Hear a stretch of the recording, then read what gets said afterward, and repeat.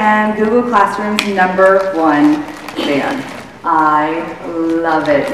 The people who were in my sessions yesterday, I told you I was trying to rein myself in for this presentation today because I love Google Classroom. And so I attempted not to mention it a plethora of times in my other presentations and epically failed. So today it's all about sharing my deep love and admiration for Google Classroom. Out of curiosity, how many of you are already familiar with Google Classroom? Just kind of see who my audience is. Okay, raise your hand if you are going, I don't know what Google Classroom is. Okay, good. Okay. I have a little bit of something for everyone. My presentation today is aimed a little bit more for that idea of not necessarily the how to use it. I do have the resources there to show you the step-by-step of what you, like how you go about doing these things. But today it's more the why. Why do you love it so much, Lynn? And what can you do with Google Classroom? But like I said, I work with 2nd through 5th graders, and we do utilize Google Classroom with our 2nd graders quite a bit. I'm going to pick on my husband, who's chilling right here. He actually teaches 8th grade American history, so he's using it at the middle school level as well. So although the examples I'm going to be showing you are very specific to my 2nd through 5th graders, know that it does travel upwards, that you can easily modify and change some of the ideas of what we've been doing to support whatever grade level you are at. And this, by all means, is not everything that you can do, because anything is possible. So I did ask a colleague of mine to help me put together this little commercial that would share our deep love and admiration for Google Classroom. So we'll see if it'll play.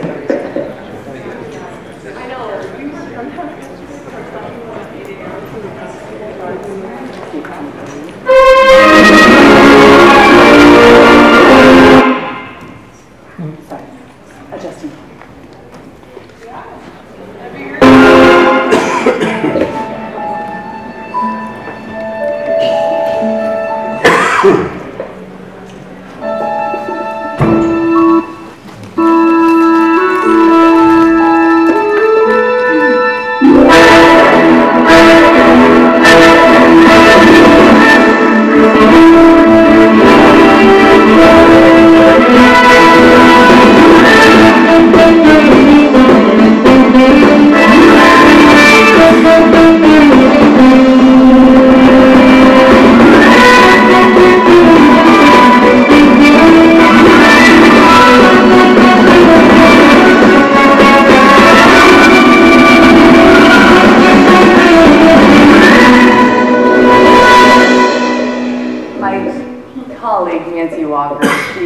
Teaches 2nd grade.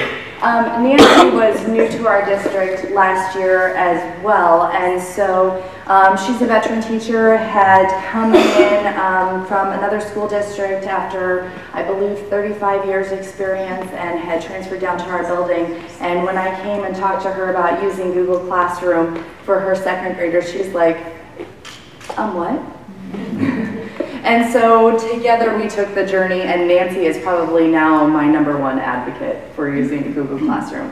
But we do have several other teachers who also shared, and so I want to share these testimonials so that you know it's not just me, it's everybody. And actually, I think just for the buffering issues, I'm going to show you this clip this way. As a teacher, I like using Google Classroom because it allows me to give students links to things on the internet, such as interactive assignments, different resources. It also allows us to collaborate with not only our classmates within our classroom, but with other classrooms, and efficiently and effectively communicate with what we're doing at school at home. A couple of assignments that we've done so far this year, we've done book reviews where students can get on and look at other reviews other classmates have written about a book that they've read and see if they like it or what kind of books would interest them. We have also done some assessments in there, and it allows me to give all the students an assessment template where they fill in the information and then submit it to me. And so it also, in the submitting their assignments that way, it gives me an opportunity for immediate feedback, and I think it's more effective that way as they're working and as they're drafting on assignments, that I can be in their assignments with them, and we can share and collaborate. One of our favorites that we've done so far was a Trail of Tears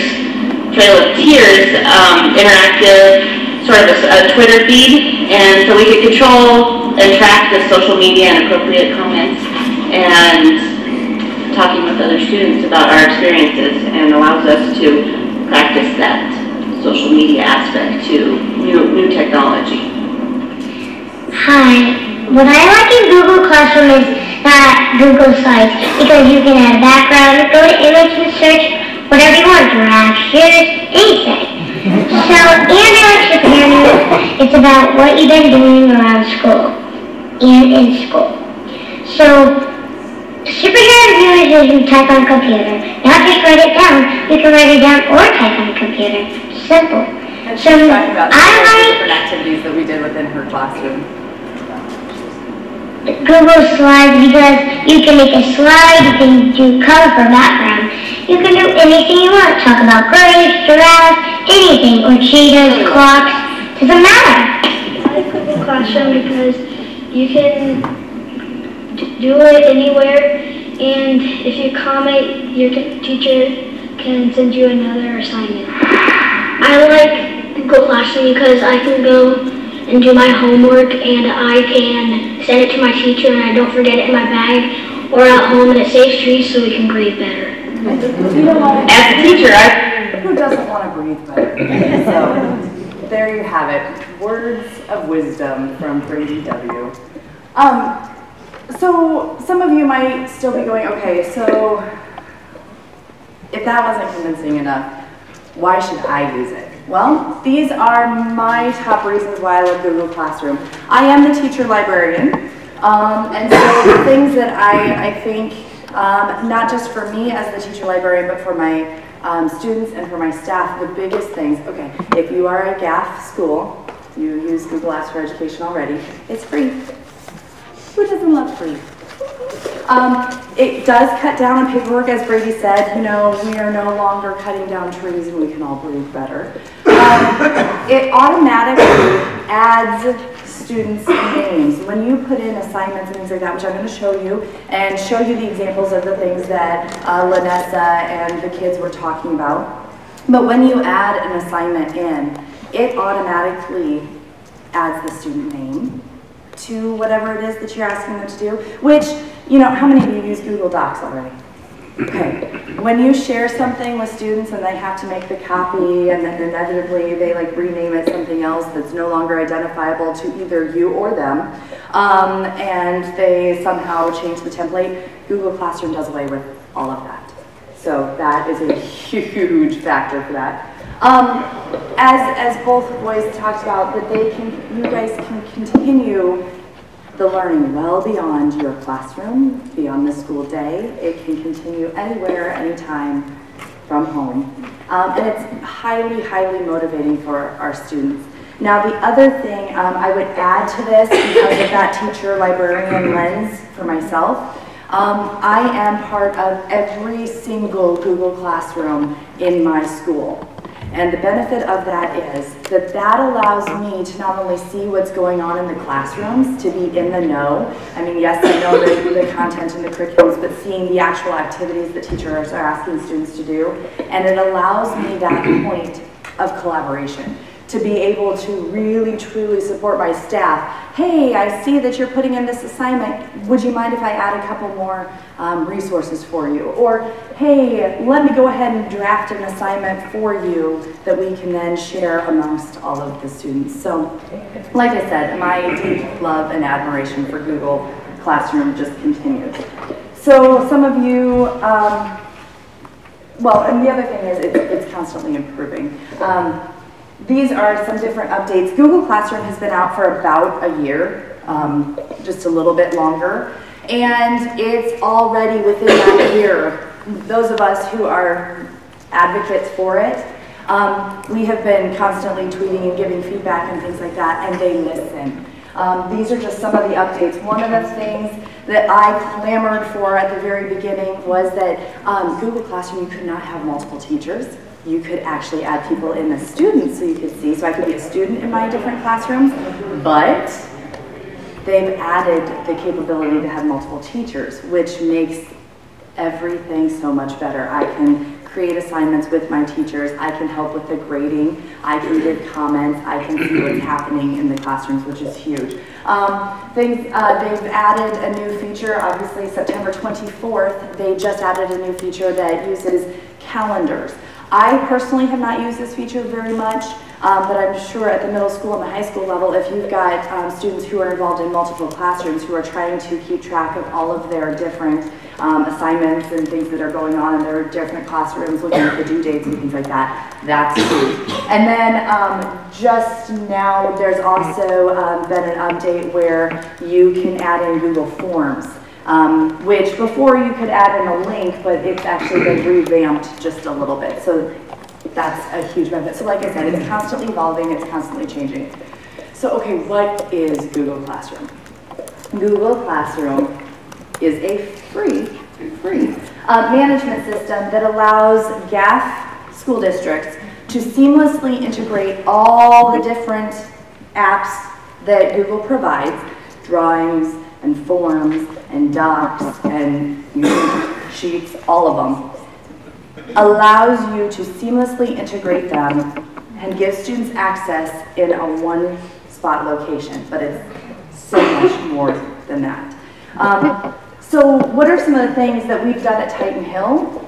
Well, you know, quite frankly, the possibilities are endless, but kind of looking at what this looks like, I wasn't 100% sure how many of you had actually seen Google Classroom. And I can show you mine, but quite frankly, mine's really overwhelming because, like I said, I'm a member of every single Google Classroom that's involved in my school. And some of my teachers have multiple classrooms within their classroom.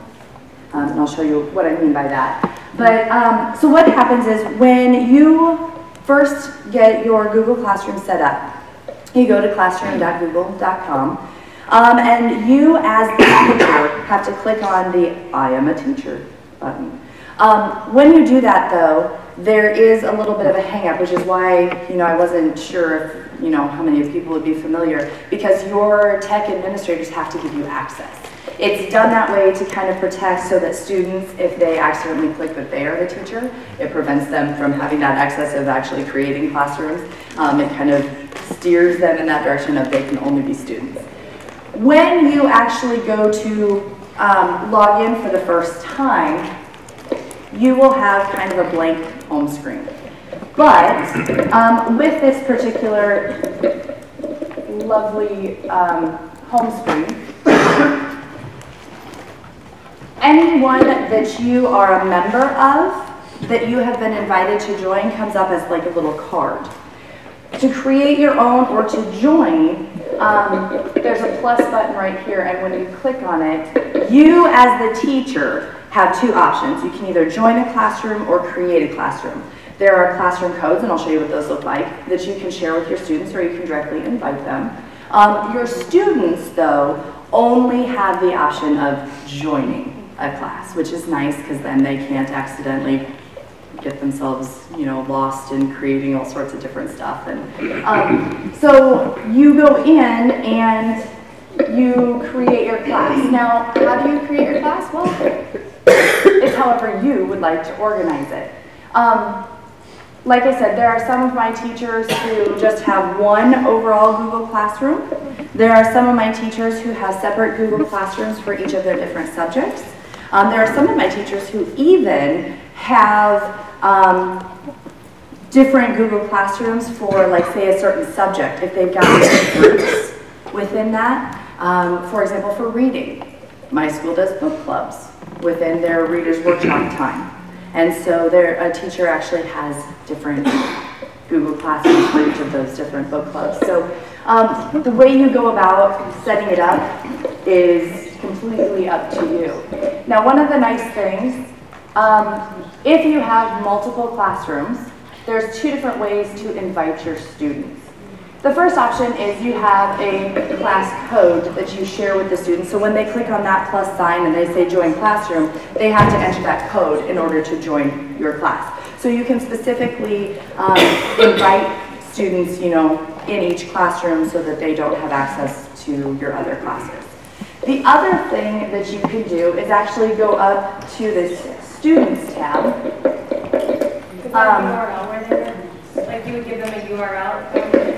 No, right here, they go to classroom.google.com. Okay.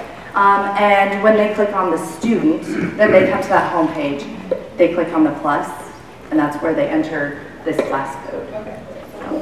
The other way though, for me working with littler kids, sometimes the typing in the random combinations of letters and numbers that don't make sense to them is a bit much, because sometimes they have trouble typing in words that are not random combinations of letters and numbers that should probably make sense to them.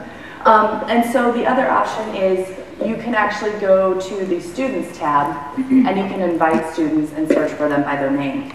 The benefit of that is much more legwork on your end, but the benefit is when they log into Google Classroom for the first time, there's a card waiting for them. And they just have to click a blue button that says join, and boom, they're part of your classroom. So there's two different ways, pros and cons. If you go the code route, it's quicker on your end, but sometimes maybe a little bit more complicated for kiddos. Or the inviting students is the other option, a little bit more legwork on your end. So when you go into these various classrooms, oh, and I was going to show you this too, sorry. The other thing is, in this About section, that's where you can add all sorts of resources and links that you're going to access all the time. But if you scroll down, there's actually a button that says Invite Teacher.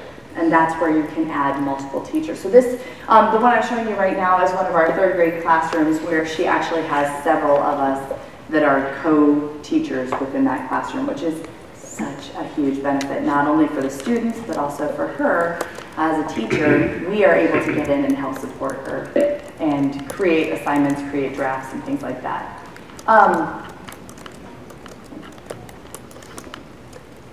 I wasn't sure how much I was going to be able to actually show you, so I kind of took screenshots and pictures of all of these different things to be able to show you, just in case something was happening and Google wasn't responding. When you go to add content to your Google Classroom, two of the biggest features that I use are the announcements and the assignments. But they have recently actually just put in a new feature that's the question and answer. And there's also a feature where you can reuse former posts, which are both really, really beneficial. So when you establish your Google Classroom for the first time and you get all of your students invited and all of your teachers invited, well, the next step is adding content. So down here, there is a plus button, and when you click on it, then you are given the various options: adding announcements, adding assignments, creating questions, and reusing posts. And each of those looks a little bit different, and they have maybe slightly different purposes. The assignment is really nice if you are putting in a doc that you, or any sort of Google thing like a drawing or a sheets or anything like that, that you want students to actually work on. The nice thing is, when you create that assignment, and we'll see if it's opting, you have right here, you put in your title, and when you add a Google Doc to it, you can search anything that you had in your drive. But the benefit is, when you actually go through to do this, I'm just going to put in a random one right now. Here you have the option of students can view the file if you want them just to be able to look at it. Students can edit the file if this is something that you want to work collaboratively as a whole group. You would use that option. And then the make a copy for each student is huge, because that's where, when you actually assign this particular task, it will create a copy for each student that automatically attaches their name to the end, which is fantastic. When you create an assignment in Google Classroom, it automatically in your Google Drive has a folder that says Classroom, and it creates a folder within the folder that has whatever that assignment is. So students don't have to share anything with you. The moment they open your assignment, it's there and available in your Drive. Now, how do you know when they're done? Well, with assignments, there's a turn in button where they turn it in, and that gives you the indication that it is indeed ready to go. So another nice feature with the assignment portion of things is, for example, this was something that my students, clearly the internet was having issues at my school yesterday, but this was the assignment that they were supposed to be doing with my substitute. So if I click on this, it shows me all of my students who have finished. I can pull up any student's work, and I can then add grades right here within Google Classroom, which is a huge benefit. So just some of the benefits of adding an assignment. How did you get there in? You clicked on the number that were done? Mm-hmm. Yep, just right off to the side. Now when you add an assignment in for the students, they don't see the numbers. They actually have like a little rectangle that says open, and that's how they get access to all of their resources. But when I clicked on that number of students done, it pulls up everybody who's opened and had access to, or who's been assigned that particular assignment, which is huge. If you're noticing here, for example, you don't have to just attach other Google Docs or other Google Apps to Google Classroom. It can be links, it can be YouTube videos, it can be attachments, it can be anything. So everything, for example, for this particular assignment for my 4th graders, I was flipping their learning. I wasn't there to help them search our card catalog system, Destiny. So what I actually had done was I created a tutorial video using Screencastify, which automatically then can upload to YouTube. I then shared that video with them for them to watch, to be able to see, okay, what are you supposed to be doing with Destiny? Put in the link to our Destiny card catalog system, and then I had an activity for them where they were supposed to then utilize the information from the video to then, in a Google Doc, go and find answers, utilizing and applying what we had just talked about with how to search Destiny. You can add, I think the current number that we have discovered is 5 different things to each assignment. So the beautiful thing about this is it's all housed together, all grouped together under that one assignment, one-stop shop right there for the students, versus here's a link over here and here, go over here and type in this. It's all right there. Everything that they need to be successful for this particular assignment was right there ready waiting for them. The other things that you can do within Google Classroom, adding an announcement. You can also attach links and videos and things like that. The difference between the assignment and the announcement is simply the announcement, when you put in docs and things like that, you don't have the ability to assign specifically a copy for each student. And so that's the subtle difference. Slightly different purpose. You know, you're not going to see what each student has done. Creating questions. There's a question and answer feature that has just been added as of August. And with this question and answer feature, you can post a question and you can actually set up your settings to have it done different ways. You'll notice that underneath the assignment, there's the option for commenting. You can turn that on and off. But when you create a question, you also have the option of students, when they answer, for them to see other students' answers, to be able to respond to other students' answers, or you can completely shut that off so only you get their answers, which is great for that formative assessment, kind of take it out the door kind of thing, so that they're not seeing each other. So that's a great, great feature. And then the other one, the reuse post. Let's say, for example, for me as the teacher librarian, if I'm getting ready to roll out an assignment that's going to go to all of my 3rd grade, but I don't want to put it into all of my third grade classrooms all at once because one's ready for it on Monday, one's ready for it on Wednesday, and I don't want the kids to have access to it. What I can do is I can post that particular assignment in the classroom that's ready for it, and then later on, I can go reuse post, and I can then add it to the classroom at the time that it's ready. Now, with the announcements, with the questions, with all of those things, the other really nice thing is you can save them as a draft. So you can get everything ready and you can save it.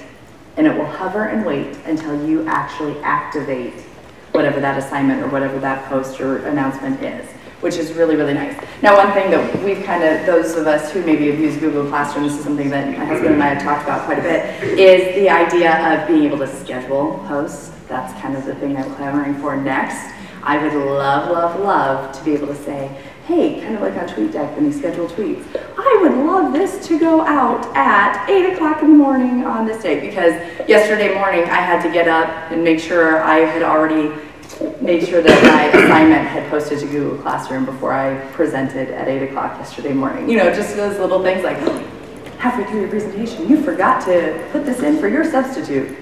Oops, you know. So that would be kind of nice to be able to do. Yes? When you go to reuse posts, when you have to be on the post to be able to then say, now push it out to this class? You can go in, and so for example, let's go into Mrs. Cunningham's classroom. So I'm going to select on hers, and then I can choose the posts that I want to go back and reuse, which is an extremely nice feature. So you're reusing it, though, with her kids, not with a different teacher's kids? No, I can then assign it to a different classroom. So let's say, for example, I have this Google Maps activity. I'm going to say reuse. And then I can, oh, it's not going to respond now. It then lets me choose which of my classrooms to go ahead and post it on, which is really nice. Yes? When you do a draft, where does it, that you save, Okay. where does it show up at? Let me show you. Okay, so I'm going to save this as a draft, and in Mrs. Cunningham's classroom, and her students won't see this. I'm sure Mrs. Cunningham will look at me and go, what are you doing today? But if you look right up here, at the very top of this stream, this is kind of like where all the things are posted for you. Right here is sitting the draft. And so I can just click on it, and I can go through and I can post it later, which is huge, huge, huge. So, I know it was one of those things that for those of you who were not familiar with Google Classroom, I wanted you to be able to see before I start talking about and giving examples of, okay, so what can you do with all of this? Like, what are some of the ideas of the things that you've actually done with students using Google Classroom? I wanted you to kind of see, and that was a very quick tutorial of kind of what Google Classroom is and kind of how to utilize it. And like I said, that was very quick, very rough, but there's other resources that I have for you on that s'more that will show you a little bit more.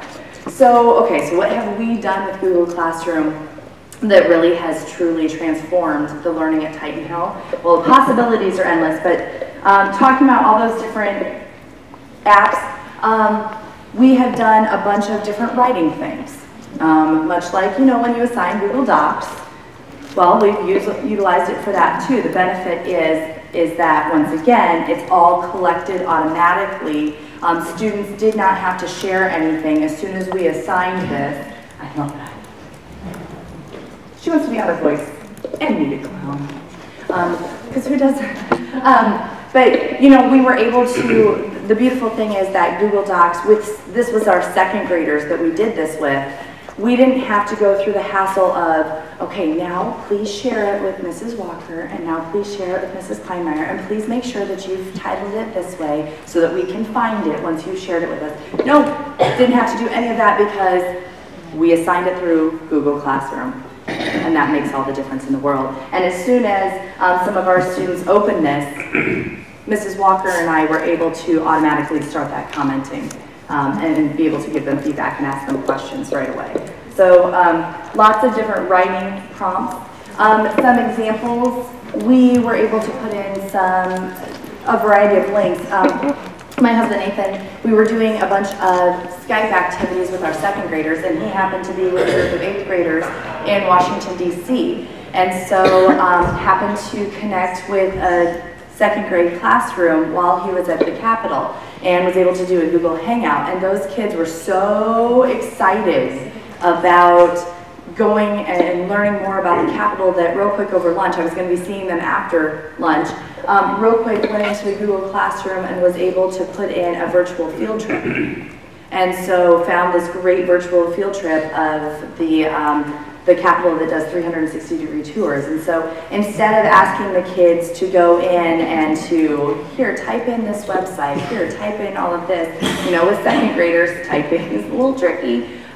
They were able to go right into Google Classroom, and then we asked them to use the commenting feature to share what it was that was surprising to them, what they learned, what things they really loved about the Capitol. So giving that immediate feedback, we talked about, you know, after you go on a field trip with your classroom, you sit down and you have circle time and things like that. This was just a different way of doing that and allowing kids to respond to each other and to talk to each other about what they learned and what they took away from this virtual field trip, which was awesome. That's another thing I love about Google Classroom is that whole idea of being able to practice good digital citizenship right from the comfort of your classroom. You know, so that way students are learning at a very young age how to make those appropriate and good choices. Some other examples, you know, just being able to put in a plethora of links for students that are all in that one stop. The other thing I really like that Google Classroom does, when you put in a link, it automatically has like a picture that goes along with it, which, once again, working with the little ones, that's great, because then that sends that visual signal of, oh, which one am I looking for? Am I on the right spot? Is this the right website? You know, because you get those questions, I don't know if this is the right spot. I don't, you know, you have that picture right there that kind of shows you exactly where they're supposed to be. Another thing that we have done is using